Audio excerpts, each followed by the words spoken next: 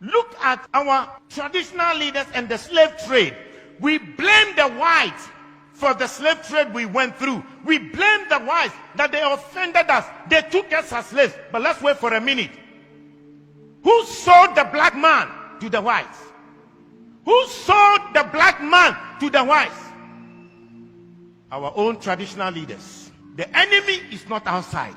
The enemy is within. If we are asking the Europeans to pacify us and also to apologize to us, our traditional leaders must be the first to apologize on behalf of their ancestors for the evil they have done against their fellow blacks. Look at our attitude towards the environment and the destruction of our water bodies.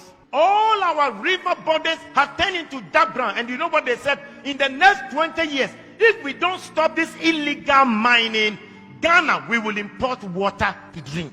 Yet we don't care. And Chinese, they will come from their country into our forest, destroy our forest, destroy our land, and illegally mine and damage our waters. How can they come if the traditional leaders didn't give them permission to do that? And in one instance, while they were dead, our military went there to protect them. Our own military that is supposed to protect us rather protected the foreigners to destroy our water and destroy our forest.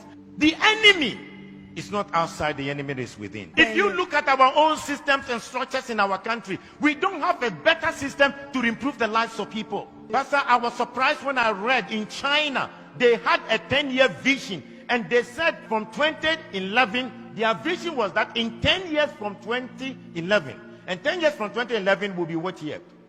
This year, 2021. That they will raise over 20% of the people to become multi-millionaires. Now in 2021, they have 1.8 million Chinese who are multi-millionaires in China. And they are between the age of 40 to 50 years. Multi-millionaires. The government intentionally decided that they will make sure they will have 20% of the population multi-millionaires. They also agreed that they will make sure that they will lift up the poorest of the poor. And they lifted 100 million people from begging to live a better life.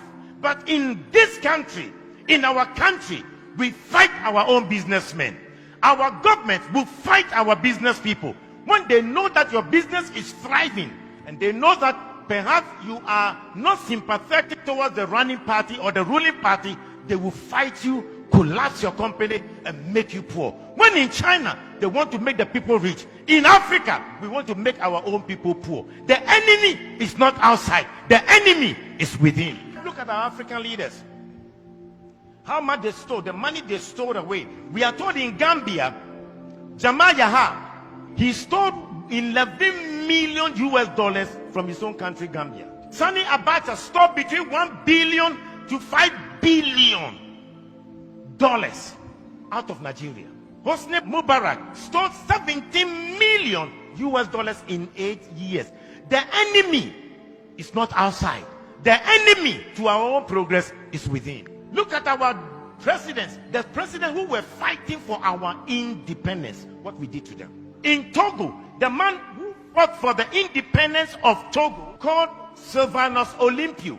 When Togo got independence, he decided that they would not use the French franc, the French CFA. They decided they will have their own Togo currency.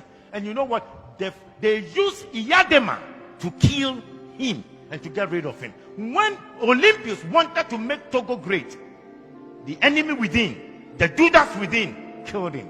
In Burkina Faso, the man who gave them independence, Maurice Yamego, was eliminated by his own people. When Thomas Sankara came, his own body group killed him and got rid of him. The enemy is not outside. The enemy is within. You look at our own country, Kwame Nkrumah started a new vision to develop Ghana, and who undermined him from within? They threw him out by Kotoka. Today we celebrate Kwame Nkrumah, but the own Judas will damage him.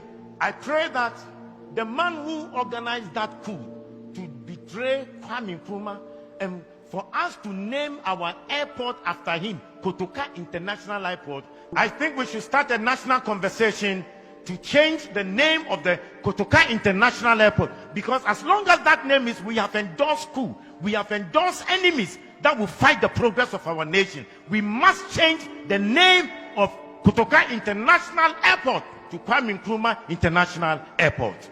The enemy is not outside, the enemy is within. We need to ask God to give us a new character. Let's change our behavior and have new values, because the person will be smiling with you, smiling with you, yet he will stab you at the back. How can you have a father who wants to destroy your life? Yet in Africa we have governments that do not want to make the people or improve the lives of the people. When in overseas, their governments have created an environment for every citizen to be better. Why is it that our governments can't think about the welfare of the citizens? And we kill the businesses of our own people.